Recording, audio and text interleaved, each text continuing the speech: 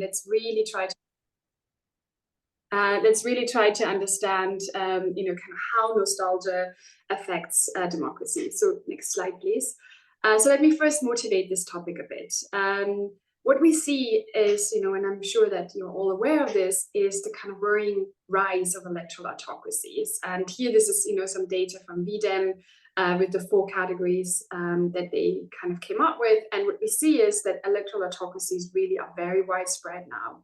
And what is interesting about these regimes, in a way, is that they do hold elections. They do need some form of popular support to kind of justify their rule, to gain legitimacy. And what we see is that in the rhetoric that these, next slide please, that these kind of political leaders use is that they often do refer to some past of the country that, here's Brazil's Jair Bolsonaro, who just, very tightly lost the election in January, right? But he is still very popular, and he did win the election in 2018. And one of his slogans was, "We want a Brazil that is similar to the one we had 40, 50 years ago." But, well, Brazil 40, 50 years ago was, run by a military dictatorship. Similarly, next slide, please. If we look at a new radical right party in Spain, for example, Vox, which also made it now into the parliament and so on, their rhetoric also is to kind of provoke Franco. So, one of their leaders or supporters said, when Franco was alive, it was safer. We used to sleep in the streets, and now we can't leave our front door open. But again, Franco was quite a brutal regime, especially in the beginning. So kind of provoking this as something positive and trying to gather support with this. And they seem to be successful with this. We have run some additional experiments, particularly on Vox and Franco, and we clearly see that there is a connection among supporters. So there seems to be something at the elite level that resonates with the electorate. So next slide, please. There's not much data to kind of try to measure nostalgia for these regimes, kind of cross-country wise. So there is one question in the World Value Survey about how people evaluate, kind of specific regimes. So, for example, communist regimes or the regime under Franco in Spain and so on. And here you see, kind of for the 38 countries that did have a dictatorship, how people answered this question. And there's quite a bit of variation. So people in Argentina don't miss the military junta. Yeah, that's clear. That's, low scores. South Africa doesn't, miss apartheid. But there is still quite a few countries where we see reasonably high scores, like kind of towards the middle of the scale, meaning that people are not like rejecting these regimes, which we might expect. We might expect, normatively speaking, that people should. Be glad that they maybe have democracy, have more rights, liberties, protection from state repression and so on. Why would they evaluate these regimes in any sense positive, right? That's kind of the puzzle. So going to the next slide then, what we then try to answer in this question is whether, the nostalgia that we see in political rhetoric appearing, and that seems to be also present in populations, whether this could potentially undermine democracy. And what we try to do here is, on the one hand, we're looking at kind of who's reacting to nostalgia, and also trying to then answer what's the potential mechanism that connects nostalgia for these specific regimes with political attitudes that we see today. So just to give you a little preview of what we do in this paper, to answer these questions, we conducted a survey experiment in 6 different countries that are very different and represent different types of, kind of nostalgia or regimes. And I will talk a bit more about this later. And what we did is we recruited 12,000 research participants through Facebook that participated then in our survey experiment. And just to give you a preview of the results, in case you have to dash off or something, nostalgia with illiberal historical periods does seem to decrease democratic attitudes and increase populism. So we do find support for this. So it does seem to be a threat to democracy. However, when people are nostalgic for democratic period, that also can help to actually gather support for democracy, which is an interesting finding as well. What we find is that these effects are, kind of very similar across very different countries. Yeah. So that's just a preview of kind of where we're going with this. So going to the next slide then. Kind of being from Ostdeutschland, the GDR myself, this is kind of what really interested me, why I kind of started working on this, is this kind of nostalgia. Yes, I saw that in my own environment and family, that people kind of yearned for the GDR, which me as a kind of more post-GDR child maybe was a bit puzzling. So, how do we even define nostalgia? Kind of, it is not necessarily a normative concept. It is kind of a wistful or excessively sentimental yearning for the return of some past period. So that's kind of the idea behind it, that people yearn for the past, that we then expect affects how they form their political attitudes today. Yeah, so that's kind of the idea. So going to the next slide, what would we then expect? How this yearning for the past is connected to democracy. So that is focusing now on the main effects between these two.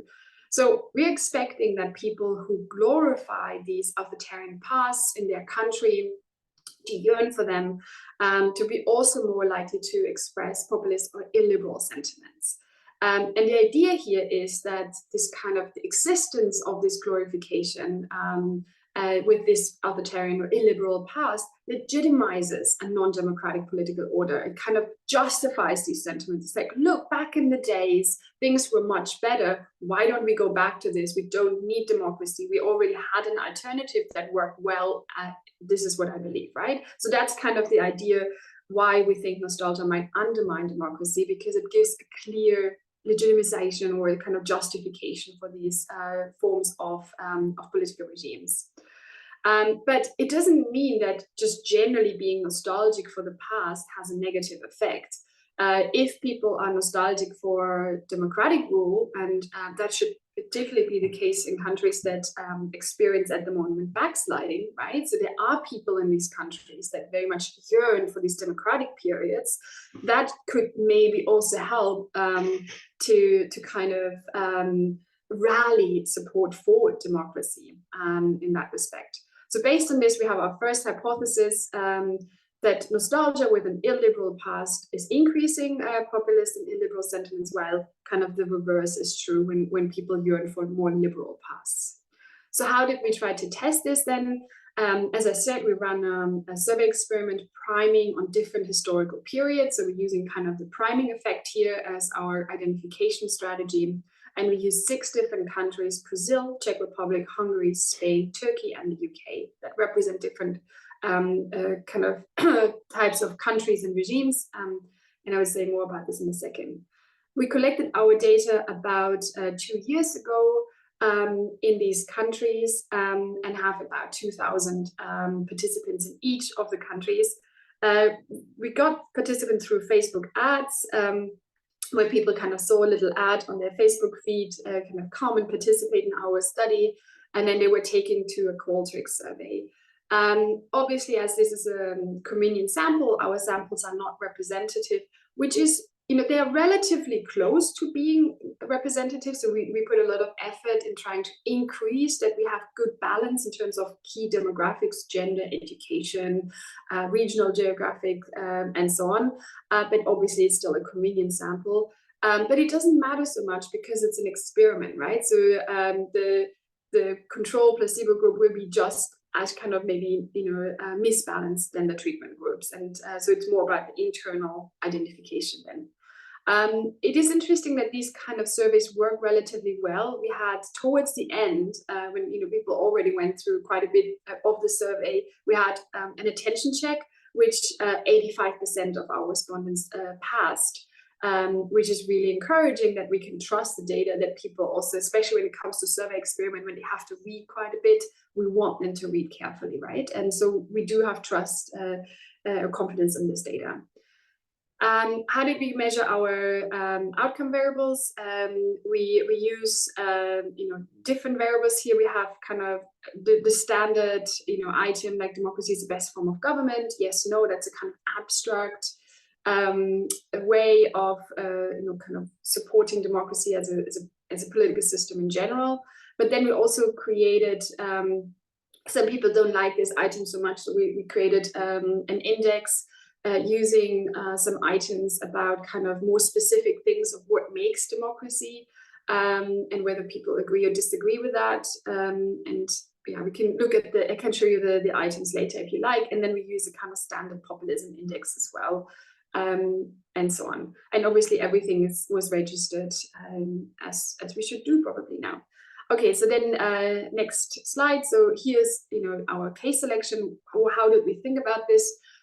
We wanted different types of illiberal paths. So military communist seems pretty obvious probably, but we also wanted to add imperial paths. And the UK here is an interesting case, right? So if we think about the imperial, kind of British Empire, this is something that didn't necessarily happen at home. It didn't happen in the UK. Colonialism happened abroad, right? In how the UK acted in other countries in the world.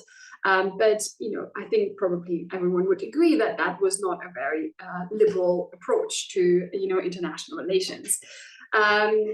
And then we also were interested kind of whether the current situation matters. And for this, we're kind of interested in whether a country is backsliding or not. And so we have 3 countries that are backsliding. Brazil, at the time of the survey, we have to see kind of how things are going now that there's a new president, and then Hungary and Turkey, and then the others are, I mean, the Czech Republic is also probably, there's some democratic deterioration, but not as significant as, for example, in Hungary.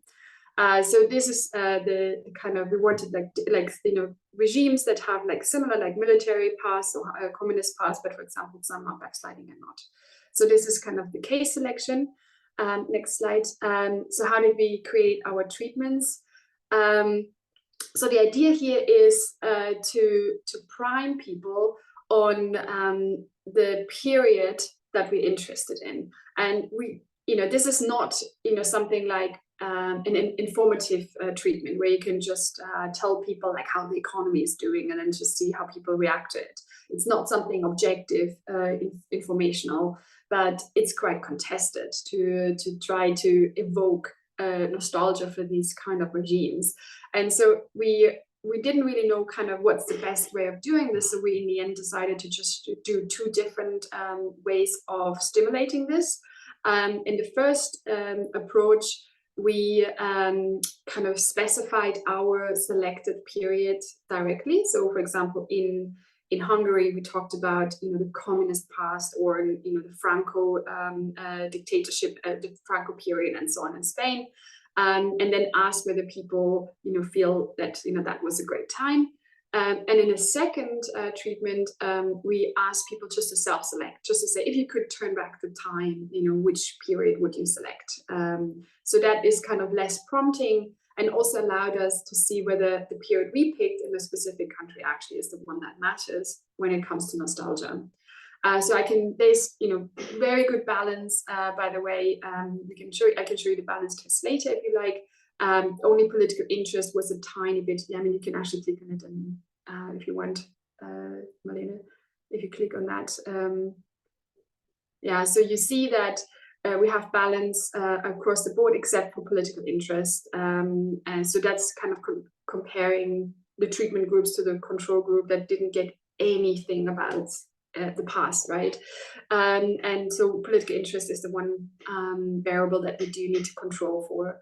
But everything else is very nicely balanced. Again, speaking to the quality of doing data collection in this way. So if you just go back, and then this is the next 2 slides is just kind of showing you how we did this. So we kind of gave people the statement about like some people are nostalgic about the glorious past of this country and argue that the kind of, for example, British Empire. There was a clear order in society. We had superiority in the past. Everyday it brings chaos that we cannot cope with, and so on. And then, would you agree that, if we could turn back the time, that would be good? And what we did then is we allow people to say, yes, I agree with this. So we classify these people who say, yes, that's true, as being nostalgic for this particular period. While those that disagree with this statement, we say, in that moment, they have also made a clear statement that they reject this period, and therefore we have in that instance primed on the more kind of liberal alternative. So we classify those people as being more nostalgic for liberal periods. And then the self-selection treatment works in a way quite similar, just that we give them a list or countries, and I'm happy to show you that in case you're interested. And again, we then kind of more directly can say, okay, people have selected an illiberal period versus a liberal period, and then we classify people into these two different camps. Maybe don't show it now just for time, but I'm happy to kind of, if anybody wants to see that. But we consulted with country experts on this to make sure that these periods make sense. Okay, so then this is kind of just an overview of how we coded things. So we have our control group. They did not get any stimuli priming on any past. So that is kind of our comparison. While we then have two groups, one that we kind of primed about the past, and they did accept or kind of expressed support for these illiberal periods. And then on the other hand, those that didn't, we classify as being primed on a past period, but expressing more liberal sentiments. Okay, so this is what we then will analyze in our models. So showing you the main results then, this is what we find. So model one, is kind of the baseline model where we just control for political interest due to imbalance, and we have country fixed effects in here. And what you see is that compared to the control group, those that were primed on this illiberal period, they indeed have, like these odds ratios are massive. That's a massive effect on support for democracy, right? That's this item, like democracy might have its problems, but it's still the best form of government. And even if we include any of the pre-treatment controls to get a kind of more precise estimator, that doesn't change. So these are huge effects for priming people on these illiberal periods makes them less supportive of democracy. But on the other hand, you also see that positive flip, right? So if we do kind of make them state this kind of clearly, like, no, I'm missing the democratic period, like in Turkey, for example, pre-Erdogan, that also can help them to then activate pro-democratic sentiments, okay? The next slide just kind of shows you these effects by country. And what you see is that this negative effect of the nostalgia for the authoritarian regime period is always there, except in Hungary. And then the positive effect is a bit weaker and is maybe a tiny bit less consistent. For example, in the UK, it doesn't really seem to matter, and so on. So there's really that division between the British Empire and the others. There's not much a difference between the control group and those that don't miss the British Empire. But the negative effect of this nostalgia for these illiberal periods is very consistent across these very different countries. So what's happening in Hungary, that was a bit surprising. We then kind of digged in deeper. So if we go to the next slide, to see whether maybe we got it wrong. We primed people on communism because we thought maybe that's what's, kind of what is the main part.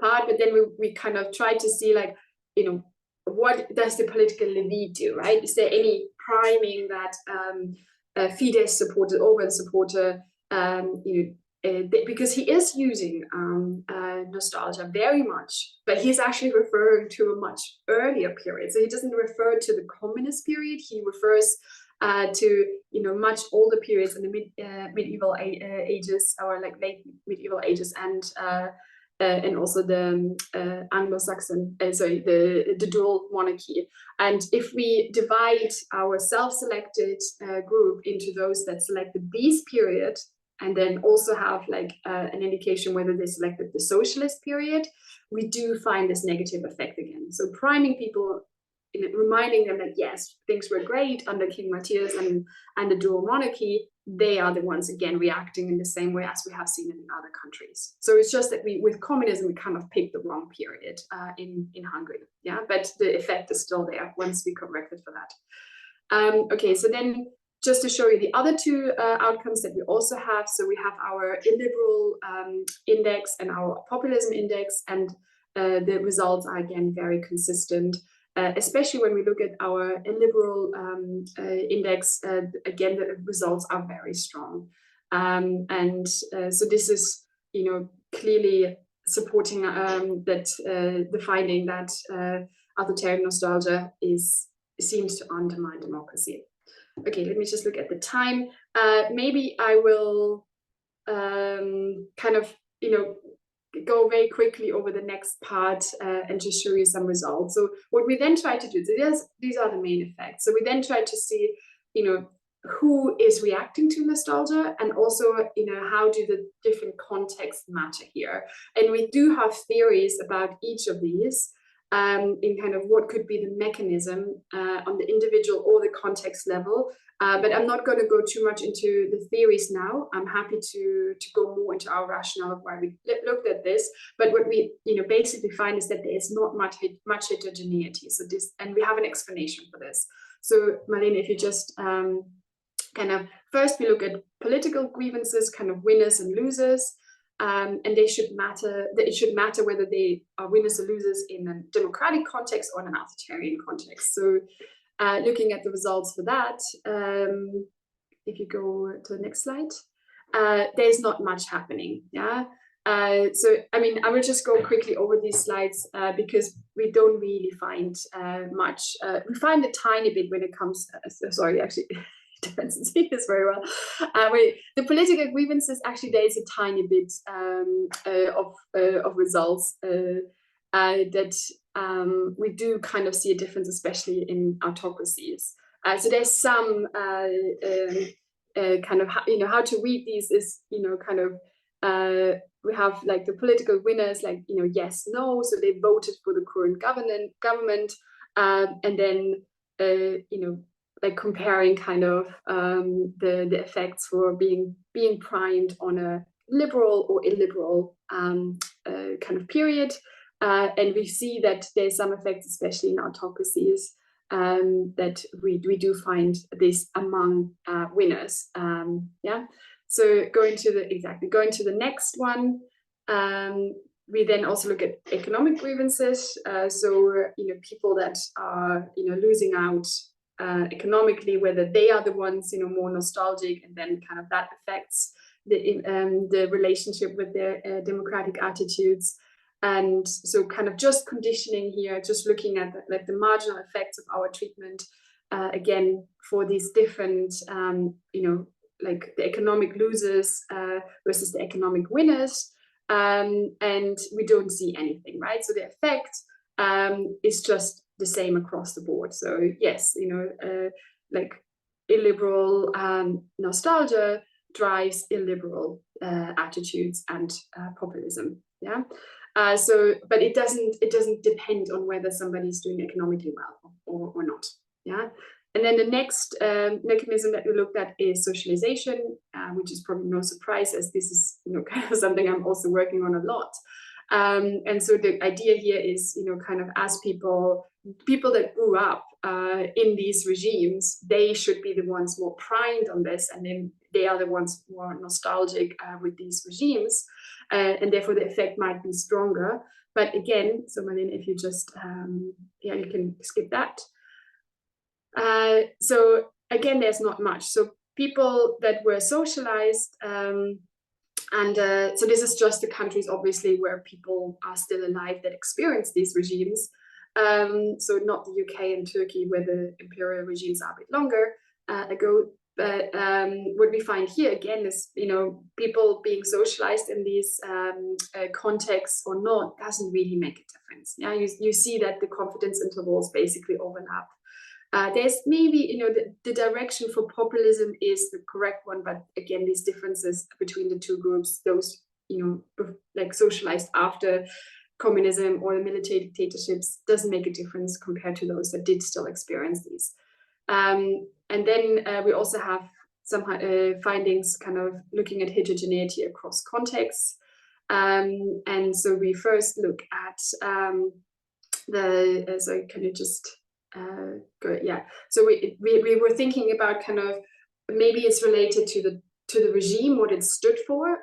So communism, for example, stood for economic security, right? So then we should expect that people, living in post-communist countries and that feel more economically insecure now, that they are the ones that are more nostalgic. Or in military dictatorships, it was about safety, right? Which we saw by the box quote as well. While in imperial regimes, it was all about global influence, yeah? And so should we then, kind of, we would expect that depending kind of those that are economically insecure or feel less safe or feel that, the country is now insignificant, they react stronger to nostalgia. So looking at that, if we go to the next slide, again, there's not really much happening. Only maybe when we go to military past and populism, that seemed to kind of go, like there's some,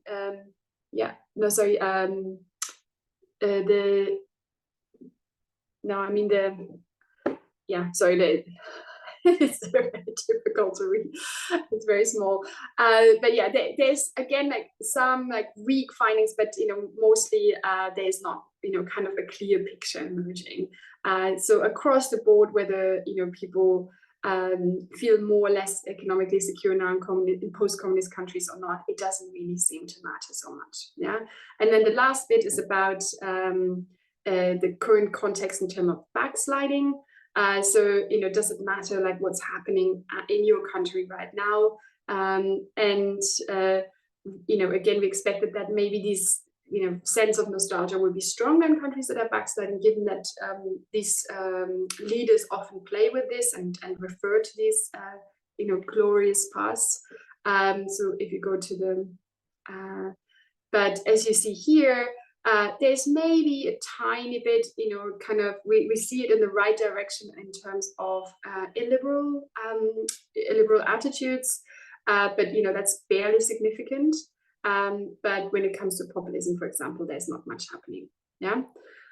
So what we conclude from this is that there's a bit of a kind of overview here, like what we find. So we do find clear support for these main effects. And we do find some, kind of like more clearer support for this kind of democracy and political losers that I kind of just quickly went over. But everything else is kind of just weakly or partly and not very clear.